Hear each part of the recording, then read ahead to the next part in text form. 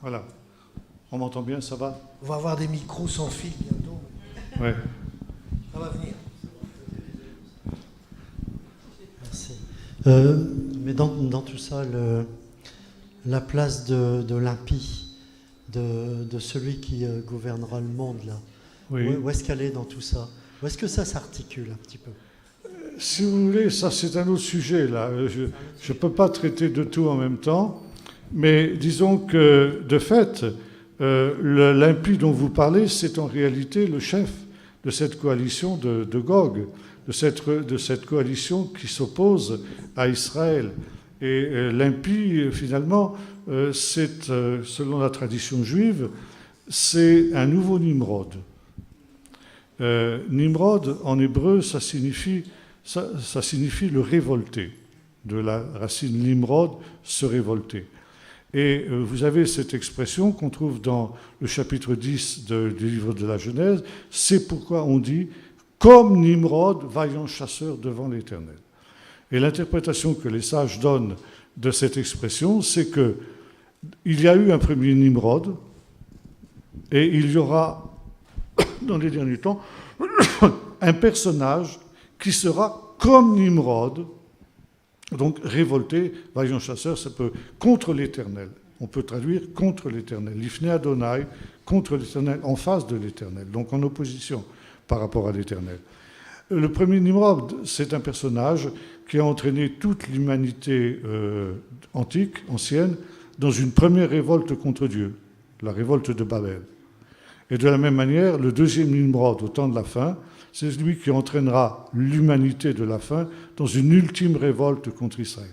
Et justement, ce quatrième empire que j'évoquais tout à l'heure porte aussi dans la tradition juive le nom de Babylone. Pourquoi? Parce que finalement, la tradition dit ceci, c'est que le dernier empire sera la réapparition de Babylone. Parce qu'il est dit que lorsque le Seigneur confond la langue des gens de Babylone, ils cessèrent de construire la ville. Ça veut dire la ville est restée inachevée. Mais finalement, nous voyons que le rêve de la grande Babylone, c'est quelque chose qui a toujours hanté l'humanité. Et à commencer par les Assyriens, les Babyloniens, Nebuchadnezzar et tous ces gens-là, tous les fondateurs d'empires ont eu finalement l'idée et l'ambition de ressusciter Babylone. Et finalement, Dieu n'a jamais permis que Babylone soit achevée. Jusqu'à nos jours, Babylone est restée inachevée.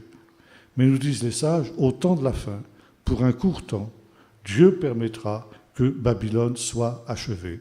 Et ça, ce sera l'œuvre du dernier Nimrod, et ce sera la dernière grande révolte de l'humanité contre Dieu.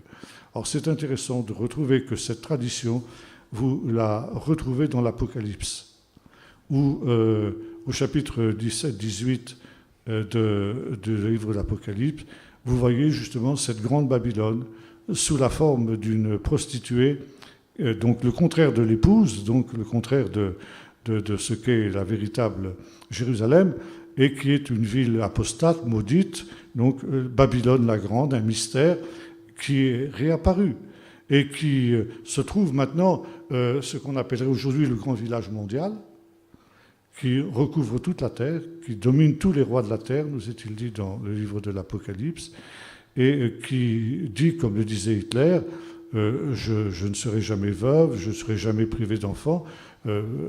Hitler parlait du millénium nazi, le Reich de 1000 ans.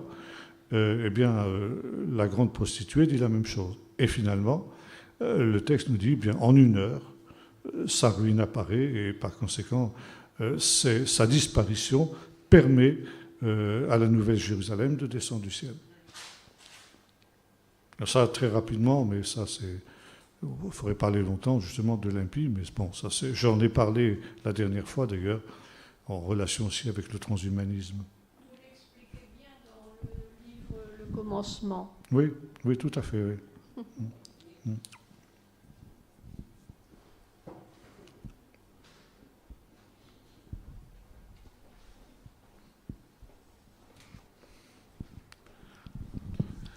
Comment tu pourrais nous expliquer, Jean-Marc, on entend par les médias, aussi bien que par les gouvernements Macron ou bien Trump et tout ça, qui veulent faire un État palestinien.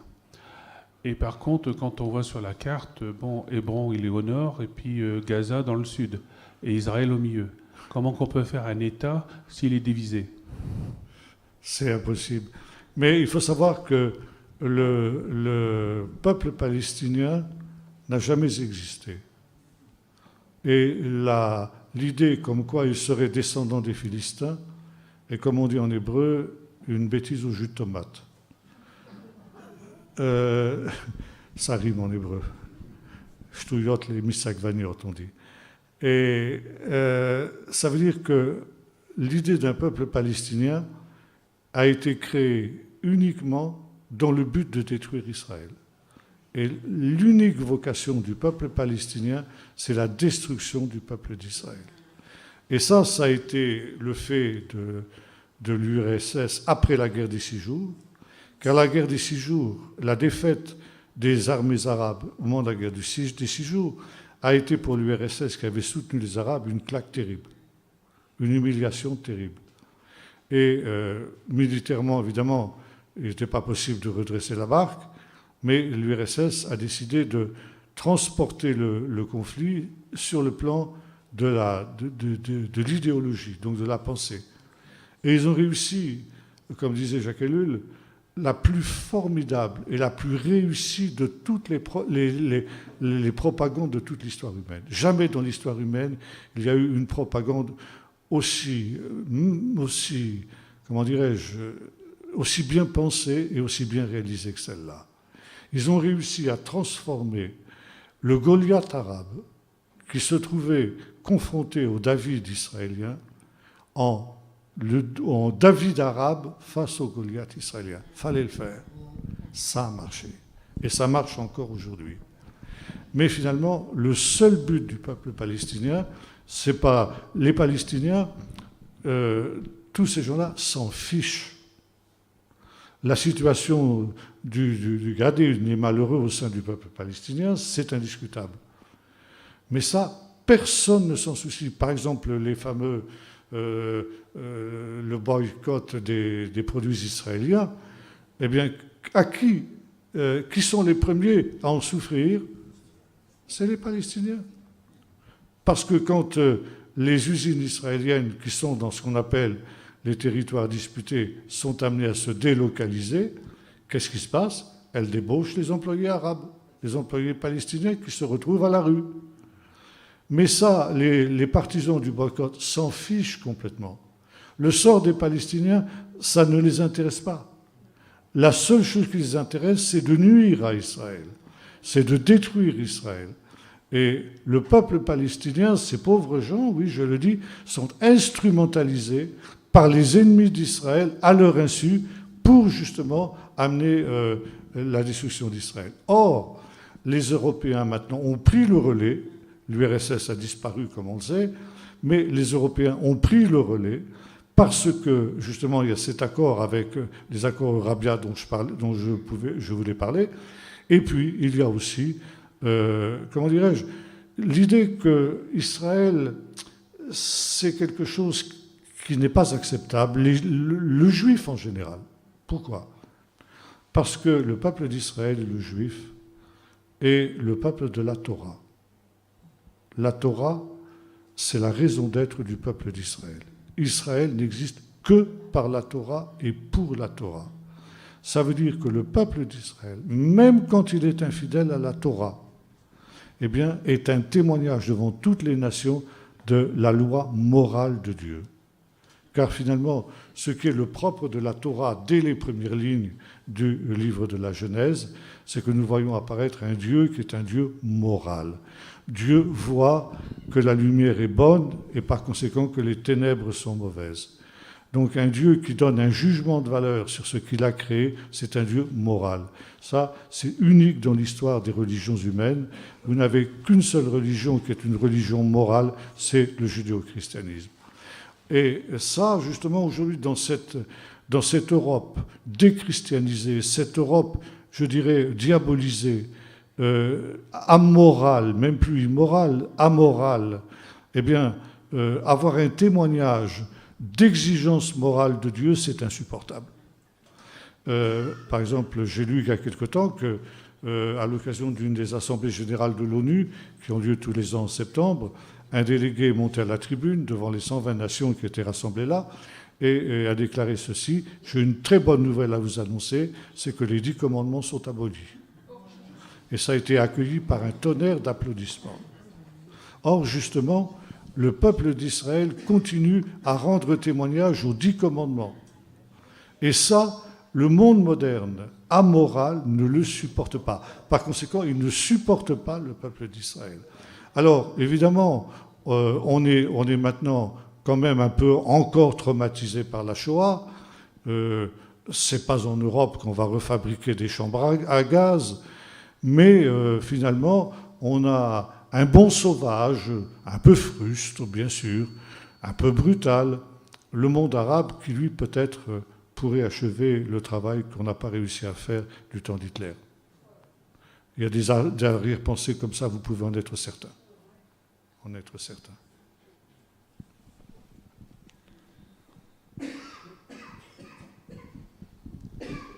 Allô? Vous avez des questions?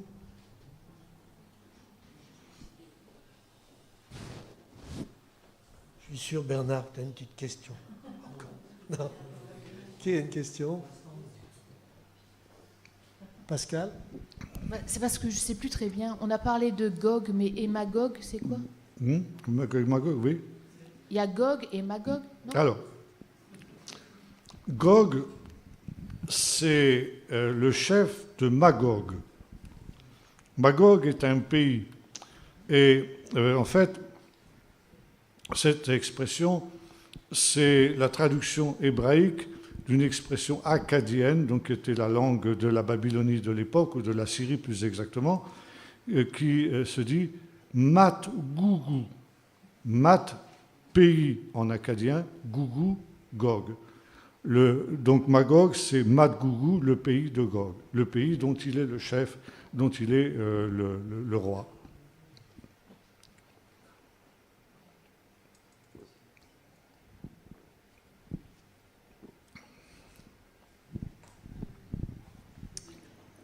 Profitons, parce que voilà, on a plein de choses encore à apprendre, et profitons que notre ami est là encore ce soir pour nous répondre, pour répondre à nos questions. On va partir. Oui. Moi, j'ai du mal à comprendre Édom, qui était le frère de Jacob, comment il s'est retrouvé européen. Quelle similitude il y a? Bien sûr, c'est pas lui, mais moi je pensais qu'Édom, c'était, par exemple, les descendants d'Édom, c'était les Jordaniens, dans mon idée, d'après ce que j'avais vu. Et alors, avec l'Europe, j'ai du mal à... Je vous ai expliqué ça un peu, dans la mesure où l'Europe a été christianisée. Et le christianisme, encore une fois, c'est une religion juive. Et en adoptant le christianisme, l'Europe, en quelque sorte, est entrée dans une relation unique avec Israël. Aucune autre nation, aucun autre ensemble de nations, en tout cas, n'a une telle proximité avec Israël. On peut dire d'une certaine manière que spirituellement, l'Europe a été colonisée par Israël. Donc, dans ce sens-là, l'Europe est frère ou est sœur d'Israël, comme vous voudrez. Et encore une fois, frère et sœur ennemis, malheureusement. De la même manière que Ésaü et Jacob étaient frères ennemis.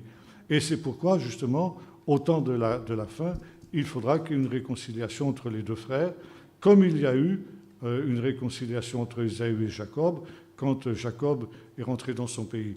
Alors c'est très intéressant parce que vous avez des commentaires rabbiniques là-dessus qui nous disent en gros ceci. Quand Jacob, l'idée, c'est que ce qui est arrivé aux patriarches est une prophétie de ce qui arrivera à leurs descendants au temps de la fin. C'est tout le thème de mon livre sur la Genèse en particulier. Et donc, Jacob, quand il rentre dans son pays, après l'exil chez Laban, c'est l'image du retour d'Israël au temps de la fin. Il reviendra de toutes les nations comme Jacob est revenu de chez Laban. Mais quand Jacob est arrivé à la frontière d'Israël, du pays, il a envoyé des messagers à Ésaü, se disant le temps a passé, la colère d'Ésaü s'est apaisée. Et puis on vient lui dire, ton frère marche à ta rencontre avec 400 hommes pour régler ton compte. Les années ont passé, mais la colère d'Ésaü, elle n'a pas baissé d'un pouce. Et voyez-vous, c'est un petit peu l'idée qu'on a aujourd'hui aussi en Israël. Dire, après la Shoah, ma foi, la colère, disons la haine antisémite, devrait disparaître logiquement. Et puis on voit que non, ça ressurgit de la même manière. Et là donc, Jacob va se battre avec un mystérieux personnage, vous savez, pendant toute la nuit. Et ce n'est qu'au petit matin qu'il se rend compte que ce personnage n'est autre qu'un ange. Et pas n'importe quel ange qui plus est, c'est l'ange de l'Éternel, ça veut dire une hypostase divine elle-même. C'est ce qu'on appelle Pnei Adonai, la face de Dieu. Et il dit, je vois Dieu face à face. C'est terrible. Pourquoi ? Parce que l'homme pécheur ne peut pas voir la face de Dieu et vivre. Donc quand il reconnaît qu'il est en face de Dieu, jusque maintenant il était dans l'obscurité, donc il ne voyait pas. Mais quand le soleil se lève, il reconnaît qu'il est en face de Dieu. Il panique parce qu'il comprend qu'il est en danger de mort. Et là donc, il va retenir l'ange en disant « Je ne te laisserai pas aller jusqu'à ce que tu m'aies béni ». Ça veut dire « Change la malédiction qui est la mienne parce que je te contemple, change-la en bénédiction ». Et l'ange le bénit. Et Jacob dit, j'ai vu Dieu face à face et ma vie a été préservée, ce qui n'aurait pas dû être le cas. Il aurait dû mourir. Et ça veut dire, les sages disent ceci, quand nous reviendrons dans notre pays, il y aura un contentieux entre Dieu et nous. Et finalement, Dieu avait des comptes à régler avec Jacob, parce que Jacob n'avait pas été correct. Il n'avait pas été correct avec son frère, il n'avait pas été correct avec son père qui l'avait trompé, il n'avait pas été correct avec son beau-père Laban. Donc Dieu dit, attention, tu ne peux pas rentrer dans le pays comme ça. Il faut d'abord que tu deviennes un être nouveau, il faut que tu deviennes un nouveau Jacob. Et finalement, au Gué Diabok, il y a ce règlement de compte entre Dieu et Jacob, donc entre Dieu et Israël. Et les sages d'Israël disent, quand nous reviendrons aussi au temps de la fin, Dieu aura un contentieux contre nous. Et nous ne pourrons avoir la paix dans le pays promis que lorsque Dieu aura réglé ses comptes avec nous. Et finalement, ce contentieux, nous le reconnaîtrons que lorsque le soleil se lèvera, que nous verrons Dieu face à face. Et beaucoup pensent, et je suis de cela, que finalement l'ange de l'Éternel, ce n'était autre que Jésus, ce n'était autre que le Messie. Et aussi longtemps qu'Israël n'aura pas reconnu en Jésus le Messie, il n'aura pas la paix. Vous voyez ? Or, ce qui est très intéressant, c'est qu'après cette conversion, entre guillemets, eh bien, Jacob, donc, rencontre Ésaü. Et finalement, ce qui aurait dû se terminer par un bain de sang, se termine par la réconciliation entre les deux frères. Parce que cette colère d'Ésaü, cette haine d'Ésaü qu'il avait vis-à-vis de Jacob, c'était, nous disent les sages, en fait, la colère de Dieu. Et à partir du moment où Jacob a réglé ses comptes avec Dieu, la colère d'Ésaü n'avait plus lieu d'être, et il y a eu réconciliation. Ça veut dire que la haine des ennemis d'Israël, que ce soit la haine de l'Europe ou que ce soit la haine des Arabes, c'est finalement la colère de Dieu contre Israël. Et quand Israël se sera revenu à Dieu, eh bien, il y aura la réconciliation entre les trois. Que Israël reconnaisse Jésus. Voilà.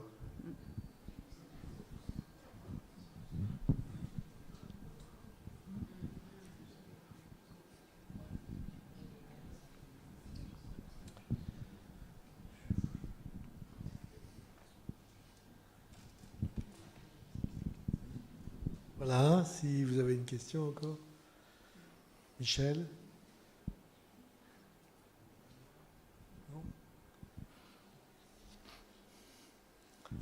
chercher un peu, peut-être.